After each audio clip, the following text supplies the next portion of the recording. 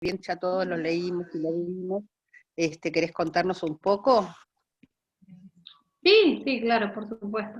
Un poco ayer y antes de ayer, al releer todo el trabajo, pensaba no solo en lo que tiene que ver con la investigación misma, ¿no? Sino también un poco lo que fue la elección de la especialización, ¿sí?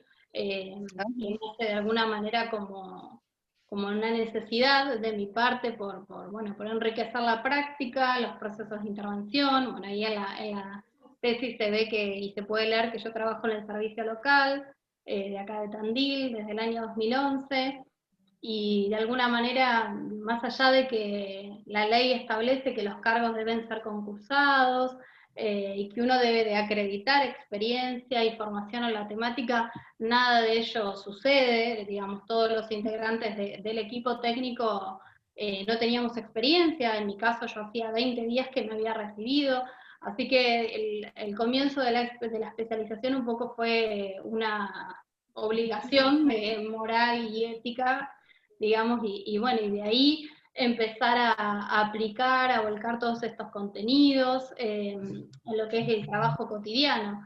Y ahí, digamos, de alguna forma, al ver que hay un elemento que es recurrente, que tiene que ver con la problemática de la violencia familiar en los temas o en las problemáticas que se abordan desde el servicio, es que empecé a delimitar un poco justamente la temática a elegir desde la tesis, y dentro de lo que es la violencia familiar, el maltrato infanto-juvenil, y esto puntualmente que a mí me interesaba abordar o estudiar, que tiene que ver con las prácticas parentales de crianza que implican el uso de la violencia.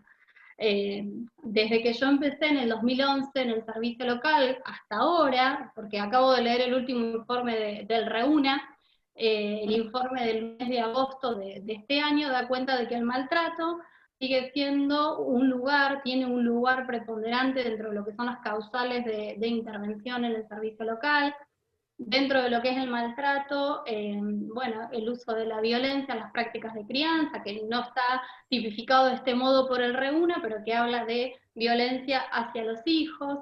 Así que de alguna forma, implícitamente, el interés empieza como a construirse de mi parte desde ahí, de querer de alguna forma, bueno, analizar, estudiar, investigar, acá lógicamente de la mano de Paola, de la directora, qué es lo que ocurre en estas prácticas de crianza que siguen reproduciendo el uso de la violencia, que reproducen formas de autoridad de antaño, y más allá de que, bueno, yo tomo un segmento de la población con la que se trabaja, que corresponde a un barrio en particular de la ciudad de Tandil, digamos, me animo a decir que esto lo veo en diferentes barrios de la ciudad, siempre hablando en términos de sectores populares. Pero bueno, hubo muchas cosas en el camino, ¿sí? que pude ir conociendo, adquiriendo, digo, en la especialización, que me permitieron de alguna manera ir volcándolas en la práctica, en el proceso de intervención. Me pareció siempre que era necesario enriquecer el abordaje, por ahí la entrevista, que en este caso es el insumo principal que yo utilizo dentro de la tesis. La entrevista, cuando yo comienzo en el servicio local, de alguna forma era casi involuntaria o automática. Me acuerdo que cuando yo comienzo, unas compañeras me dicen que era necesario como abordar 3 grandes áreas, si se quiere, que era salud, situación habitacional, y lo que tenía que ver con lo socioeconómico, ¿no? Y como de alguna manera, de forma automática, los íbamos repitiendo, sin atender a singularidades, particularidades, individualidades. Entonces, me parece que en este sentido, formarnos, especializarnos, hace que, bueno, de alguna forma podamos, a ver, no solo enriquecer la práctica, sino también arribar a otros resultados que no sea la mera repetición de actos, de preguntas que por ahí como que ya están establecidas. Y en ese sentido, esto de empezar a pensar qué pasa, ¿sí?, con los padres y madres que hoy utilizan la violencia, las prácticas de crianza, me pareció que era como una deuda pendiente, porque es algo que sigue instalado, que sigue sucediendo al día de hoy.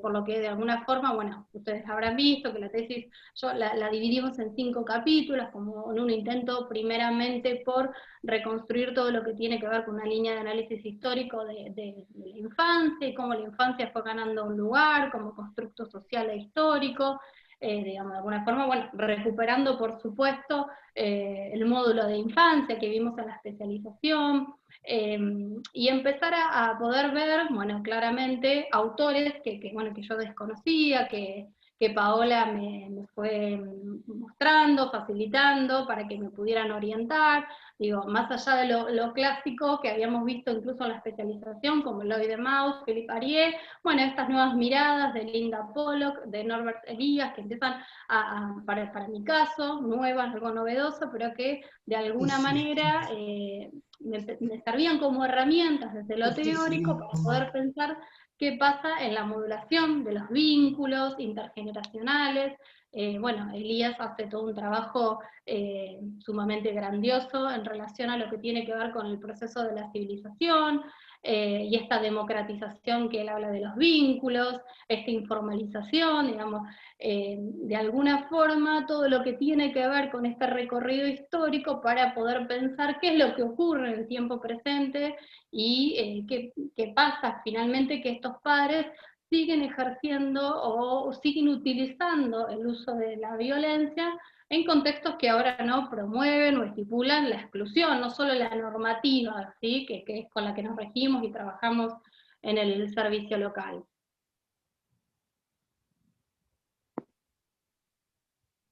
Sí, me quedaba pensando, digamos, que vos tomaste un sector de las clases populares, yo no sé, por eso uno lo deja siempre en interrogante, si estas cuestiones, a lo mejor desde otra modalidad, no se repiten a veces en otros sectores más acomodados por lo menos económicamente, como una clase media, una clase alta, si esto no se reproduce, como que estamos acostumbrados también a trabajar con una determinada población y la detectamos a lo mejor más fácilmente, pero no sé si no tiene su eco en otros sectores, ¿no?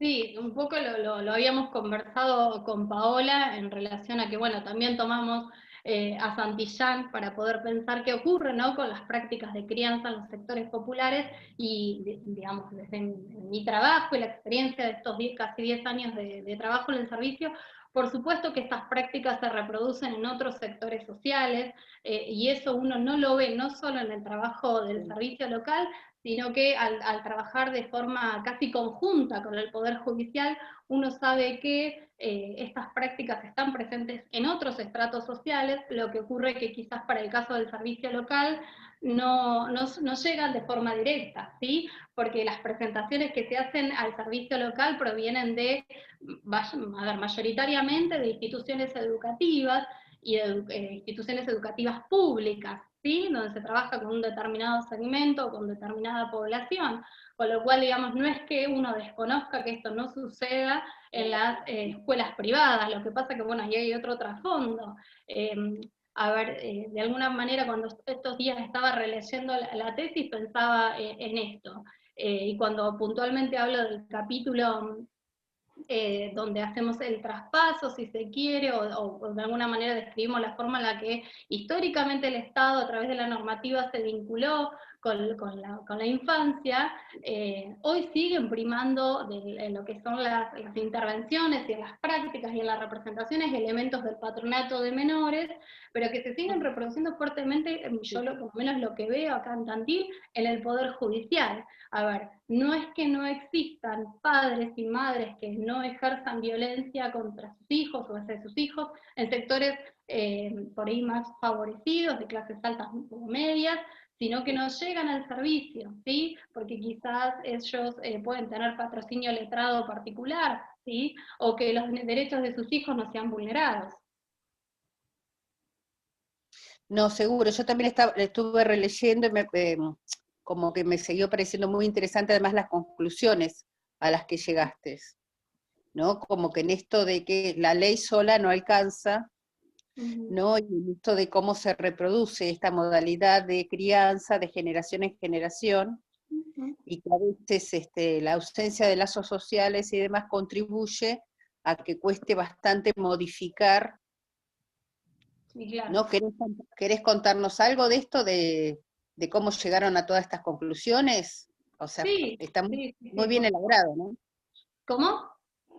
Que está muy bien elaborado y me parecía, sí, que esto se puede traspolar a cualquier zona de la provincia, por lo menos los sectores a veces que uno conoce, pero me parecía interesante ver todas estas conclusiones que llegaron. Sí, sí, un poco, digamos, a ver, que se desprenden del relato de los entrevistados, que tiene que ver con los diferentes sentidos que le asignan a la violencia, a veces esto, ¿no? Y retomando lo que decíamos anteriormente de esta autora Santillán, hay una resignificación constante también sobre ello, digamos, toman elementos de distintos universos, pero también hay una participación activa de estos papás, de estos padres y madres sobre los que se intervino. Me parece que de alguna forma estos papás también, a ver, toman elementos de lo que es el discurso hegemónico, en este caso particularmente la ley, la normativa que prohíbe y sanciona el uso de la violencia, pero también la resignifican, digo, ¿no? Y en esto de, bueno, no es lo mismo violencia en algunos sentidos para estos padres que lo que establece la ley, o en ocasiones esto que quizás yo le decía a Paola que me pasa continuamente en los procesos de entrevista, y es que para ellos violencia implica un acto de mayor gravedad, algo mucho más complejo que un mero tirón de orejas, un chirlo, una cachetada, después no esta gran distancia que aparece entre el relato, el discurso, y lo que finalmente uno puede ver en los informes institucionales o en las propias denuncias, ¿no?, sobre violencia familiar. Digamos, los sentidos son múltiples, son variados, son heterogéneos, pero de alguna manera la ley, ¿sí?, este instrumento que viene a ordenar, si se quiere, esto que tiene que ver con la utilización de la violencia como un mecanismo para asegurar algo, o como para lograr la obediencia, en estos papás o en estos padres, por lo menos de lo que es la población de objeto de estudio, pareciera como no encontrar asidero, de alguna manera, o por el contrario, ¿no?, como veían debilitada el ejercicio de su autoridad parental, ¿sí? Muchos papás, muchísimos papás aparecen por ahí, particularmente en algunas situaciones que he tenido de guardia, donde no hay un conocimiento previo, donde no hay un abordaje previo, donde uno les habla de, bueno, hay alguien que se presente, ese niño acompañado de un adulto, a radicar una denuncia, y no hay una significación de la violencia para estos padres como lo establece la normativa, pero sí hay un cuestionamiento constante o una resistencia constante a ver estas nuevas formas de vinculación, más temperantes, dialógicas, democráticas, simétricas, que es un poco la descripción a la que hacemos y a la que arribamos. Entonces, de alguna manera se sienten amenazados o ven debilitados aquellos mecanismos que eran legítimos para el uso de la violencia o para lograr la obediencia de los hijos. Por eso decimos, ¿no?, que la sola letra de la ley no alcanza, o que en este sentido pareciera que lo que fue cambiando fue el discurso de la infancia, pero no así las prácticas. Nosotros en el servicio local siempre decimos que quizás la 13298, la ley con la que nosotros trabajamos, una de las leyes que guía y que orienta los procesos de intervención, no solo no alcanza, sino que es muy rica en contenido, pero muy vacía en recursos, en programas, en instituciones, en herramientas. Digo, pensando en todo esto y yendo un poquito más allá, que era algo que quizás me surgía constantemente, y es que esto que vos decías, Alicia, factores de protección, ¿sí? Factores que acompañan, no solo de lo que tiene que ver con los grupos familiares, referentes afectivos, familiares, sino todo lo que tiene que ver con el abordaje y el andamiaje institucional que está faltando. El acompañamiento a esa mamá víctima de violencia, el acompañamiento familiar, si se quiere, bueno, todos esos recursos, digamos, a mí me da la sensación de que podrían justamente lograr arribar a una reducción, si se quiere, o a esto que por ahí hemos visto tanto en la especialización, la guía de las buenas prácticas, la promoción de las buenas prácticas.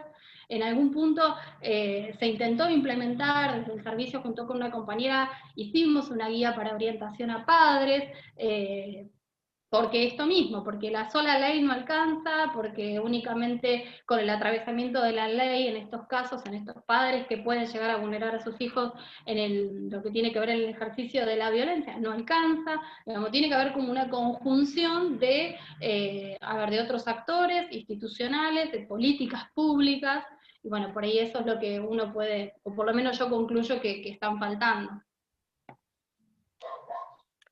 O sea que cursar la carrera te hizo una diferencia en algún punto. Sí, yo pensaba, por ejemplo, cuando ayer leí algunas cosas de Visir, todo lo que tenía que ver con la prevención, nosotros también lo que hicimos es, algunas leyendas las imprimimos, las fuimos colocando en las diferentes partes del edificio, en esto de la prevención de, no solo de la problemática de violencia familiar y dentro de ella el abuso sexual, sino como empezar también a dar herramientas a los padres, si no pareciera que siempre como responsabilizamos o dejamos que recaiga la responsabilización del niño, ¿no?, sobre el cuidado de su propio cuerpo, sino bueno, también herramientas para estos papás. Eso fue una experiencia, no solo novedosa, sino que además hizo que frenaran y que leyeran y que preguntaran y que a su vez yo socializo esto para mis compañeros. La verdad es que los campos de intervención del servicio local son múltiples, heterogéneos, todo lo que tiene que ver con vulneración de derechos es motivo de intervención del servicio local, con lo cual me parece que sí, todos deberíamos de formarnos, ir leyendo, investigar, ayornarnos, porque es lo que va a imprimir de un sentido a la práctica, si no, de alguna manera, esto que decía en un principio, por ahí uno repite y repite y repite, y sin frenar y sin pensar los procesos de intervención, me parece que los resultados, digamos, no son buenos, o al contrario, la intervención termina siendo iatrogénica. Que es mucho más grave. Sí.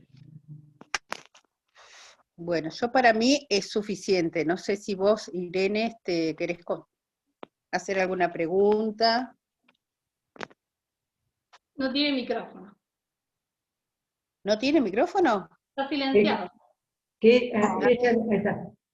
Ahí está. Quiero destacar y también a la directora, que me pareció una directora maravillosa, porque viste que nunca se hablan de las directoras, pero tienen un alto mérito. Lo que me pareció maravilloso y un placer leerlo fue el marco histórico y el seguimiento que fueron haciendo de los autores y cómo cruzaron todo, me pareció de una riqueza impresionante. Yo lo pienso usar como material bibliográfico, por supuesto citándote, ya te he incorporado en mis programas y se lo pienso dar a mis alumnos porque me pareció una maravilla.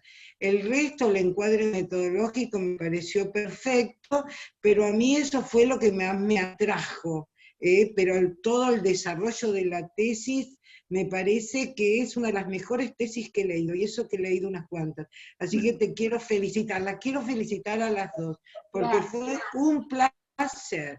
Bueno, felicitaciones, yo también la felicito en nombre de... No, por eso no voy a preguntar nada, porque aparte pienso apropiarme, por supuesto, te pienso citar del material, incluso pienso leer a esta autora santillana, aparte hasta la bibliografía súper completa, vi que también usó muchos textos tuyos, así que me pienso hacer de eso, porque creo que es riquísimo, me parece bárbaro. Yo no tengo por mi parte nada que acotar, sería sobreabundante.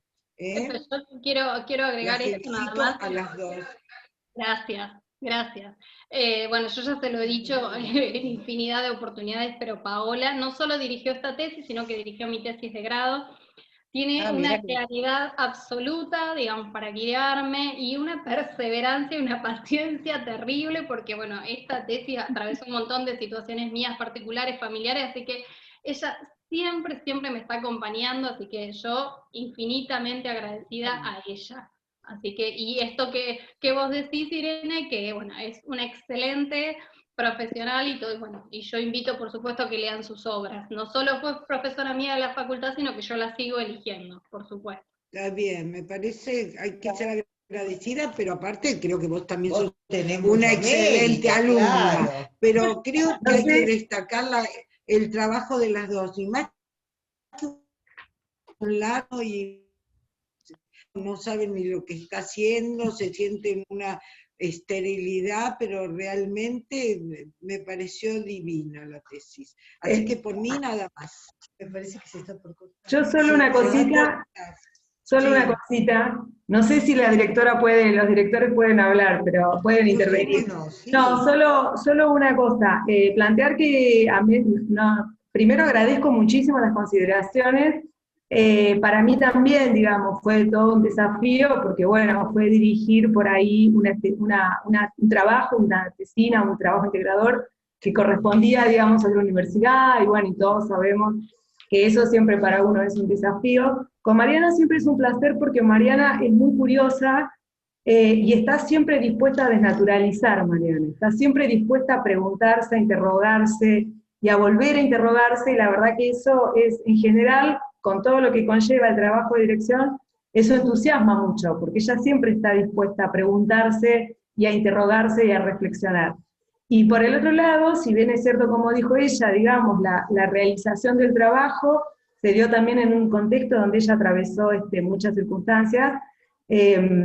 Mariana disfrutó mucho de la especialización, mucho, y estaba muy empecinada en terminarla, muy empecinada, y eso es un mérito de ella también, digo, no solo siempre está dispuesta a reflexionar sobre lo que está haciendo, y a desnaturalizar y a interrogarse ella misma, sino que también tiene mucha voluntad, tiene muchísima voluntad, y es muy buena aparte. Digo, nunca cuesta mucho, cuesta al inicio como todo, pero después, así que yo también les agradezco porque ella se ha sentido muy cómoda en esa especialización.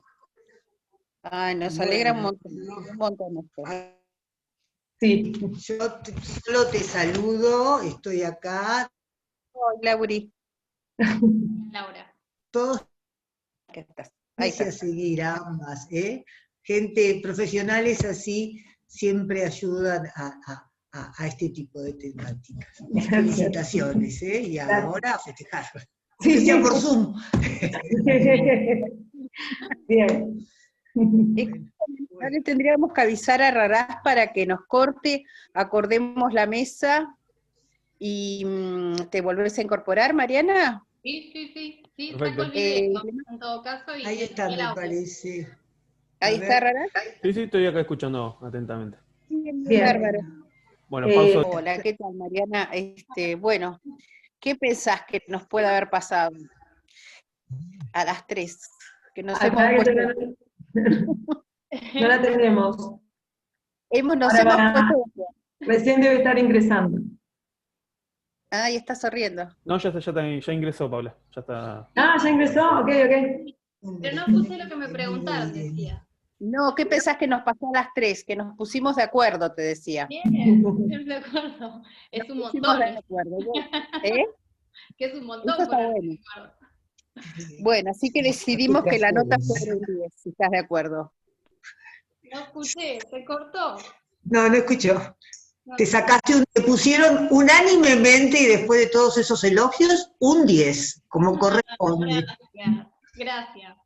No, por favor, gracias a vos, porque también nos enriquecemos con gente joven que tenga tantas inquietudes y tantos deseos de estudiar y de abrir un campo y de conocer. Siempre es un placer para nosotros.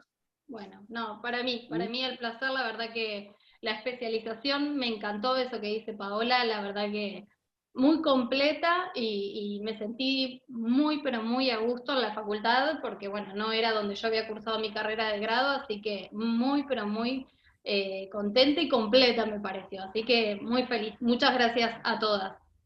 No, gracias a vos, además. Bueno, ya empezaremos el trámite administrativo, que eso es otro tema. La foto. Otro tema, la foto, claro. Sí, la foto. La verdad que sí. Bueno, ¿ya estamos, Arrarás? Ya estamos.